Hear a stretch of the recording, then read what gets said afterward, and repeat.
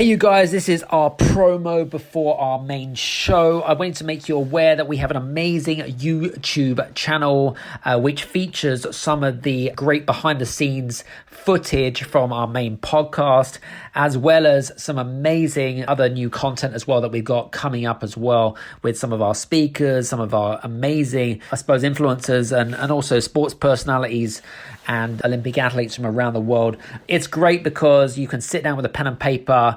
If you're extremely busy, you can make some golden nuggets just from a video. And you know what? It's great to connect with someone and see someone face to face by watching the YouTube channel. So listen, guys, go to youtube.com/Adam Strong. Make sure you subscribe to that YouTube. In fact, do me a favor, pause this audio right now, go straight to the YouTube. Make sure you subscribe to us and we'll see you there. Take care. Bye. This is the Game Changers Experience. Deep dive conversations with leading business disruptors, Olympic athletes, celebrities, entrepreneurs, and influencers from around the world. This show will teach you insights about the winning principles in mindset, productivity, marketing, branding, entrepreneurship, business strategy, and more. Hosted by Productivity Authority, business strategist, former elite athlete, author, and public speaker, Adam Strong. Hey, everybody, and welcome to the Game Changers Experience podcast with myself, Adam Strong. And today we have another fun-packed show.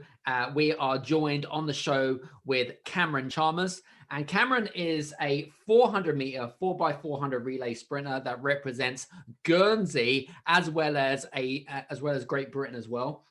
And he's got a fantastic story that he's going to be sharing with us. So, Cameron, welcome to the show. Thank you very much for having me on. Yeah, it's great to have you. So, I know that when we were speaking off air, actually, and you know, interesting enough, because you're also junior champion as well, under 23 in your discipline, okay, 400 meters. And there was a point in your career where you live, which is on the island of Guernsey, which for the benefit of the listeners, Guernsey is basically one of the Channel Islands of the UK. You were offered a very lucrative career opportunity. I believe it was with a law firm or something like that. And you turned that down to move into, I suppose, fulfill your potential in the athletics realm. Tell us about that and how you kind of went through a stage of kind of, you know, do I do this? Do I not do this? And what was the big attraction in athletics for you? Yeah, I mean, some could say I sort of fell into the sport slightly. I only took it up seriously when I was 16. And that really was off the back of doing school sports day. I sort of got roped into doing the 400 meters every year. And pretty much every year I broke the school record on sports day. And it was just one of the toughest days. I'd really dreaded it every year because it was so painful. And yeah, when I was 16, I decided, you know, actually, I really want to take my football more seriously. So during I thought, you know, what, go down and do some sprint training, you know, and get in the gym. And, you know, one of the local coaches sort of picked me up and sort of offered to help out that summer. And, you know, I started running really quick. You know, it kind of went from there. And I very quickly realized I was a lot better at 400 meters than I was ever going to be at football. And, you know, I think you enjoy the rapid progression you get when you first start anything, you know, and you're seeing results come in sort of thick and fast for the hard work. So that was very attractive to me. And, you know, went from there sort of 2 years down the line. And as you say, it got to a bit of a crossroads where it was, you know, whether I go into the workplace. In Guernsey, there's a big finance industry, and I was offered a job at one of the big four accountancy firms over here.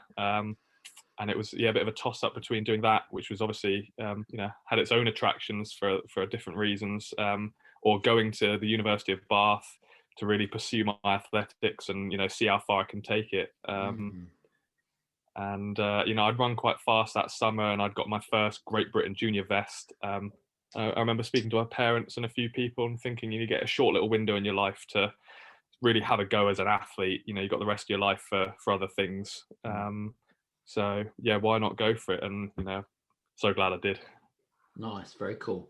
I was going to say, you mentioned in your dialogue then, and you know, and being an elite athlete, and I'm just kind of, you know, I suppose putting myself in your shoes. Obviously, I'm a little bit older than you right now, but back in the heyday, I guess, you know, the importance of self-belief as an athlete, right?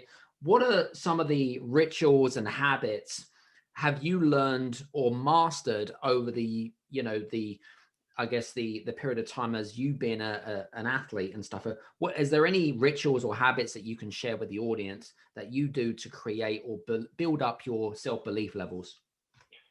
I think you know, whether it's athletics or whether it's, you know, whatever you're doing with your life, I think something I've learned over the years of doing this tough event and tough sport is that you know, it's never a smooth straight line to success, as cliche as that sounds. And it really, you know, when everything's going well and smooth, you know, you think it's easy and you almost start to take it for granted a little bit. And then, you know, within a split second, you can tear a muscle or, you know, catch a cold, and then your whole world, you know, just comes sort of crashing down, and you know, reality comes at you fast. And I think it's in those moments you have to, you know, really, I think looking back now, you know, just reassure yourself. And as you say, you know, a big thing with self-belief there, that, you know, you'll be all right. You got, you know, usually you have loads of time, and you've got loads of work behind you, and you don't lose it all overnight. And, you know, you just need to trust that, you know, there will be better days around the corner, you know, and your goals are still there to, you know, to be achieved. I think you just, yeah, you need to, that's I think the real test of character is when it's not going well. Anyone can ride the wave when it's all going smooth and, you know, it's all great, but it's in your tricky moments you need to trust in all the hard work you've done, and that's when you sort of really need to be disciplined, and keep your head on and know that, you know, you'll get there, but it's, you know, it can't all be smooth. But I've always, a quote that someone said to me, a smooth sea never made a skilled sailor. And, you know, I think that really resonated with me because I've always found I've learned a lot, you know, again, a bit of a cliche, I've learned a lot more from the troubling times or the tricky times than the easy times. And you can take that on year by year and build up your sort of repertoire of experience and knowledge. And, you know, so when something else does go wrong, you think, oh, you know, it's fine, I'm not panicking, I've been here before, and I know that, you know, I'll get it right, and things will come good. That's a good point, actually. You know, you know, I know that you have certain. I mean, actually, it's a better question. What would you say your typical training day would look like? I mean, you know, average training day. What would it look like, and things like that? Well, I'll tell you what, I'll give you sort of more an average week, and that would be sort of three. Speaking reasonably broadly here, but 3 gym sessions, considering of, you know, weights, circuits, core conditioning, things like that. And then 3 main running sessions a week, which obviously vary drastically for what time of year you're in. You know, sort of in winter training, if you like, sort of when there's no competitions around, tend to sort of build up a bit more of an aerobic fitness base, and then sort of work into the speed endurance stuff. And then when it's sort of summertime and you're in season or approaching races, then you sort of do a lot more of your fast race pace work and speed training. You know, and then around that, it's really managing recovery is huge, because the toll it takes on your body, you know, week in, week out, and year on year, you know, is a lot. It's especially in the 400 meters, it's not, you know, it's not an easy event by at all. It's probably one of the hardest. So I think, you know, whether that's stretching, your nutrition, hydration, sleep, you know, getting treatment, finding an osteopath or a chiropractor or a physio that works for you, knows your body, and can keep you in the best condition you can be. One of the biggest things is avoiding injury, and not breaking down, because then obviously you're going to lose weeks and weeks, and you're going to have a weakness there that when you have had a niggle, it's not as strong as it has been obviously in the past. So managing your body is big. Yeah, recovery is so underestimated when it comes to training, isn't it? And I think, yeah, it's terribly underestimated, I think, in not just athletics, but even running a business and being an entrepreneur. I think that you really need to, you really need to look after yourself, not just by building a business, of course, or putting in the physical training like you do. You've got to look at it from all aspects of life, don't you? I think so, yeah. And you'll last a certain amount of time, whether it be burning the candle at both ends or just hammering it, the more the better, the harder I work, the better I'm going to become, and you'll see results probably initially, but then I think if you're not taking care of everything else that goes on around it, or your foundational things, then very quickly it can come crumbling down, and you find yourself in a worse position than you would have done, just sort of sometimes hanging back a little bit, stopping to just sort of recover, or assess where you're at, and sort of just make smarter and wiser decisions. And I think that comes with experience, and as I say, when things do go wrong, you sort of start to learn your limits and know what actually is a more a better decision, just to sort of hang back a little bit and take it easier. That makes complete sense. You mentioned about well, not now, but off air, you've also mentioned the importance of developing a team around yourself and surrounding yourself with those team members. How important is it to develop a team for your own personal success, and what do you look for in good team members? Do you pick your own team members, or is it the coach's decisions? I mean, how does that work? I just think over the course of I've maybe been doing this sort of 5 or 6 years now, and over the years you sort of you obviously come across a lot of people, meet a lot of people, and I think whether it be obviously your coach is one of the people you see pretty much every day, so he's at the forefront of that team.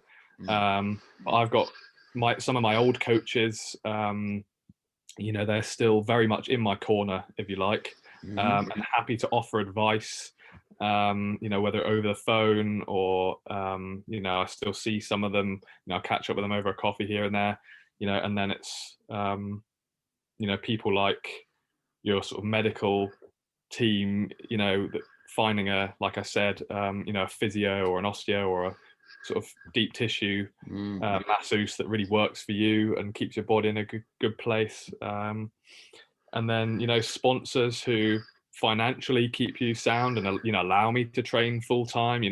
It's it's overlooked, because I think that being able to be a full-time athlete is a great luxury, and it's not only an amazing way to spend my life, or this decade as I am in my 20s, doing this, traveling around the world, training, with my mates, and the places you get to see, it's unbelievable. But you can only do that if you've got money coming in, and I'm very fortunate to be on national lottery funding through British Athletics, and then I've got some private sponsors from Guernsey, such as Ravenscroft and Artex, who look after me. And there's little things on the side, so, like I've got training partners over in Guernsey with me for this winter in the COVID situation now, and King's Health Club have just agreed to help all 4 of us out this year for training, so we can use their facilities. And Sweet. So it's I think it's very important. People say, oh, I'm going to go it alone, and all this sort of lone wolf malarkey, but I think really, I think successful people tend to, that there's a lot of people that have helped them on the way, whether it's even just a small piece of advice or year on year support in many different ways. and obviously I could never forget my parents, who are just there for anything and everything, they can the whole way through. Very cool. Based on our conversation, you seem really quite a very, like a very humble person. You seem kind of grounded. You seem fairly happy. Because for most people that turn down a big job in a big accountancy firm, right? Most people would take it, but you decided to kind of go the opposite way. But from your experience, how important is happiness to you? And what have you found? What are the correlations between, I suppose, directly to happiness and performance for you? I'd say I'm reasonably emotionally led, in my decision making. I think happiness for me, I think you sum it up well, is pretty much at the forefront of, most decisions I'll make and the routes I'll go down. As you say, really it was, I went with my heart on the athletics decision over going straight into the workplace. And I just think, if you can be happy, ultimately that's what life is about. You go beyond sport and business, and if you're happy, then I think ultimately that's why you're doing all these things, like sport, and it sort of dictates everything you want to do, whether that's to get money so you can do nice things that make you happy. So I feel very fortunate to be doing this, like I say, because it does make me happy. I'm doing what I want to do with my time instead of spending my 9 till 5 doing something I don't really enjoy, just to have a bit of extra cash to do some things I can squeeze in over the evening that sort of make me happy, and you sort of maybe perhaps trying to make up for it. So yeah, I think it's a great point. Interesting actually, Cameron, because I think one of the things that I see right now, and even some of our listeners, right, is we sometimes do something for the wrong reasons. Do you know what I mean? So, you've highlighted about the fact that, you're into athletics because you're passionate about it, and you're happy and content doing it. But, some of our listeners, which are business owners, entrepreneurs, even employees, right, which maybe are not at that place, and they might have an excuse of, oh, but I've got bills to pay, or I've got this to do, or whatever it is. Any advice for those people that are just kind of what I call a cog in a wheel? Do you know what I mean? And just going with the times and whatever it might be. Any advice for people like that? Yeah, I think, look, I'm under no illusion that I'm very fortunate to be in the position I am at the moment. I'm still aspire to, run even faster and go even further. But I do appreciate that, there's times where you are going to have to do things you don't want to do, that don't necessarily, everything I do doesn't necessarily make me happy. And, that's the same as anyone in business. I'm sure, sometimes you have to, play the game a little bit, or, do those tough or long hours, or, put yourself in a tricky situation and take a risk, that, long term might pay off in terms of, a big reward, and happiness down the line. So I think it's trying to weigh things up,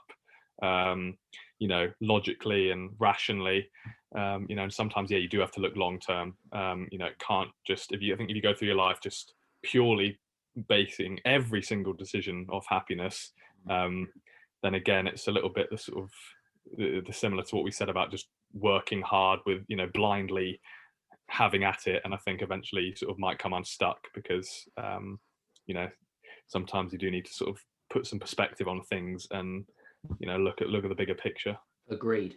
I know that a lot of people are going through tough times at the moment, especially, we've got a diversity of different listeners, from entrepreneurs, business owners, even aspiring sporting athletes, or whatever it is. But from your perspective, okay, now this is a really interesting question from me, as how do you develop motivation? And any advice for our listeners that I suppose are not in a great place? And it's a bit like going on an emotional, I suppose it's a bit like going on a roller coaster, right? We have good days, we have bad days, but how do you get motivated? And I suppose in a way, what keeps you going? Yeah, that's a great question. And something that I've had to addressed myself, you know, in the last year, especially with the way things have gone this summer with the Olympic Games being cancelled. You know, I've had my eyes on that for, you know, half a decade now, all sort of gearing towards that, and it didn't happen. I think motivation is a great thing when it's there, but motivation does come and go, you know, and anyone will tell you that, you know, some days they feel really motivated and then other days, oh, not so much, you know. So I think that's when you really need to actually sort of bring yourself back to discipline, and have a look at your goals long term. You know, and the days you aren't feeling motivated, you just, yeah, you need to rely on your self-discipline, and, you know, really ask yourself, like, is this, you know, what is going to help me today get that little bit closer to my sort of long-term goals. You know, and I've had my phone background for the last however long I can remember as being the Olympic rings. You know, there was a qualifying time I wanted once, and I stuck it on my door. You know, so every time I, you know, go into my bedroom, I see that time. You know, and after a while, you almost don't see it because you're just so used to seeing it there. But subconsciously, you see it, and you know, I think that's where goal setting and having something that you know you really want to drive and work towards is so important, because you know, yeah, the motivation does fluctuate, but if you've got a firm goal you want to achieve, whatever that is in business or in sport, then you know, if you really want it, you'll make it happen. Very cool. What do you do to get out of your comfort zone, I suppose?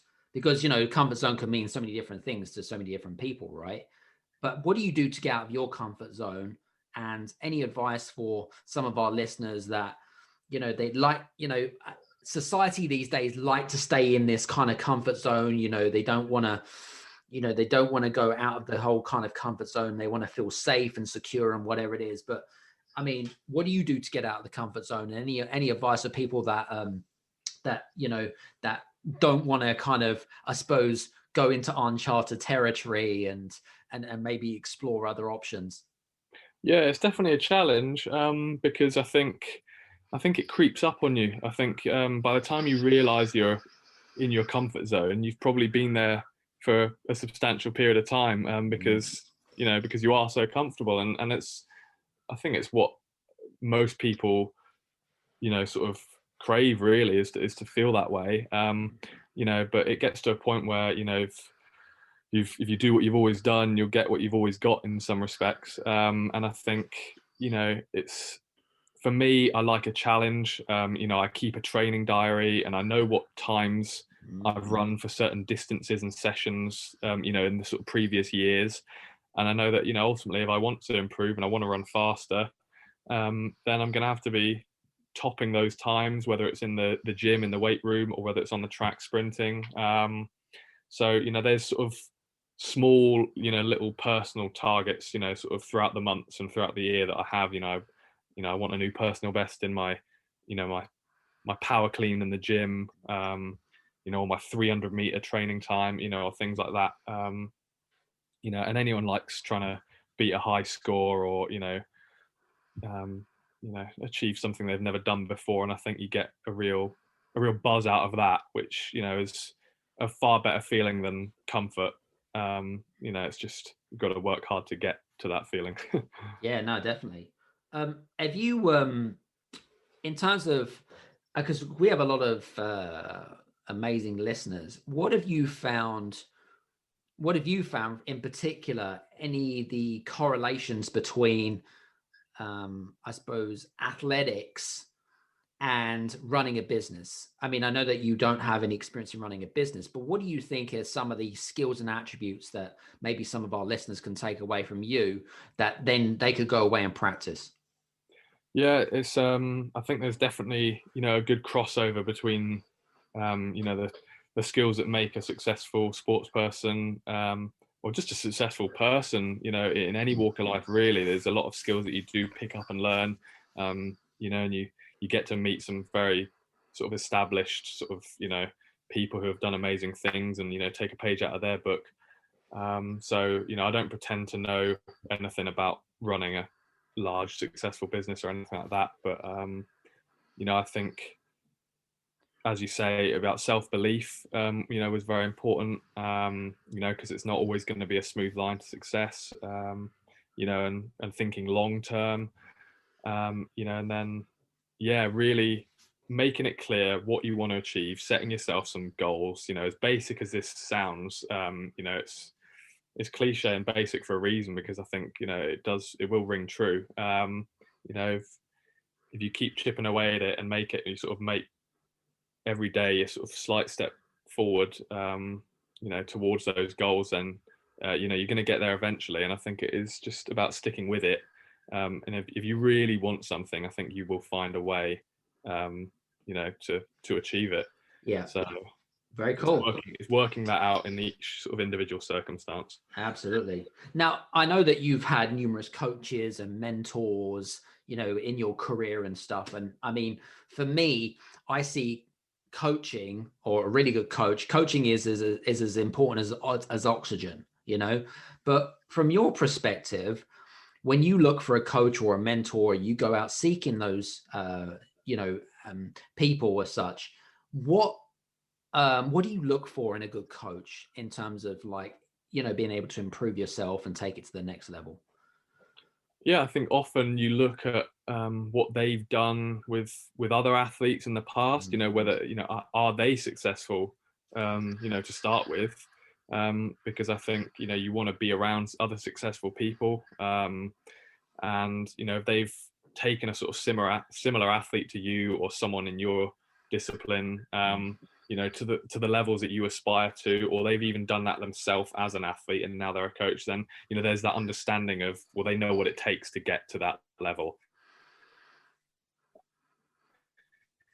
And I think that's important, that for me, that a coach can almost relate to how hard it is, and ultimately understand the event and know the specific needs of of what it is to get to those goals that I've set myself. And I think a coach that listens to you, as well as knowing, having all the knowledge and setting a great program. I think not everyone's the same, so I think it's important that it's not just some military approach of one size fits all kind of thing. I think there's I've got a lot of time for a coach that although sometimes I need to be told, and we just need to go with it, that other times actually I can pull them aside and be like, look, coach, I think I need this today, or I'm feeling tired, I think we need to back off. And I think my coach, who I'm with now, Matt Elias, he was a 400 hurdler. He's been to an Olympic Games. He's running 4x400 meter relay teams for Great Britain. He's been very good. I think I actually expected him to be a little bit more gung-ho and, get after it, lads, come on, get up, pulling us up off the floor. Well, we're being sick on the side of the track because, we're working so hard. But actually, at certain times of the year, he surprised me by actually holding us back sometimes. I think people often think of the coach standing there shouting at you, to work harder. But actually, sometimes it's very important to have a coach that will actually pull you back, because as athletes and competitive young men, I think the tendency is to just go harder, or work harder. So I think sort of having some extra experience on the sideline to know when that's just not worth the risk, basically, is valuable. Very cool. Conscious of time, because I respect that you're extremely busy, and I know that you want to get back to training, but what would you say is some of the best advice that you've ever received in your career so far? Yeah, that's a challenging question. I think really there's no sort of single piece of advice that anyone's given me that's that really, really sticks out. But I think I've had such a wealth of great advice from meeting so many people. I think really, just year on year, you learn so many things, and each year you sort of finish the season, you think, oh, I've got it now, I know what I'm doing. And the next year, you're whether it's on a warm weather training camp, you end up spending 3 weeks with, an Olympian who's run a second faster than you. You can pick their brains and learn little things, or whether it's just messaging someone and them picking up the phone. One of my sort of almost guys that I really aspire and respect is Ewan Thomas. He's the 400-meter record holder for Great Britain, and he's been more than happy to help me. Over the phone, I've chatted to him quite a few times and met him in person. And just trying to almost, in some respects, learn from other people's mistakes who have already been there and gone through it. And try and take as much advice as you can and apply what is, what you can actually use to your own training. Because not everything you hear and not every piece of advice will, you can't relate everything to your situation. But I think it's working throughout the years, picking things up, whether it's making a note of them mentally or writing it down, and each year trying to apply more and more of those things that you pick up to your training to just, make your career as good as possible. Very cool. Very good. I think you've given us some great advice. I hope that you guys have taken on a lot of great advice from Cameron, because I think that and the reason I've kind of been looking away as well, because I've been writing notes. I'm a big note taker, you see, Cameron, when it comes to just listening to people's content and people's opinions and stuff, and and try to apply it to me. And again, for you guys, if you're listening in, by the way, if you're listening to it in the gym, if you're listening to it in the car, or just generally listening in your lounge, make sure you got a notebook and pen, because at the end of the day, there are just some amazing little golden nuggets that you can take away from these amazing interviews. Anyway, Cameron, listen, I just want to say thank you so much for joining us on the Game Changers Experience podcast. Really appreciate your time. Thank you very much. So guys, listen, hope that you've enjoyed today. And what I was going to say, we'll see you in the next Game Changers Experience podcast. Take care and have a great day. Bye-bye. Hey, you guys, I just want to say thank you so much for listening in to this episode of the Game Changers Experience. I hope that you got some amazing value, some great insights, and golden nuggets that you can implement into your business straight away. I would really, really appreciate it if you could leave a 5-star review on the button below. Have a fantastic day, and we'll see you on the next episode. Take care.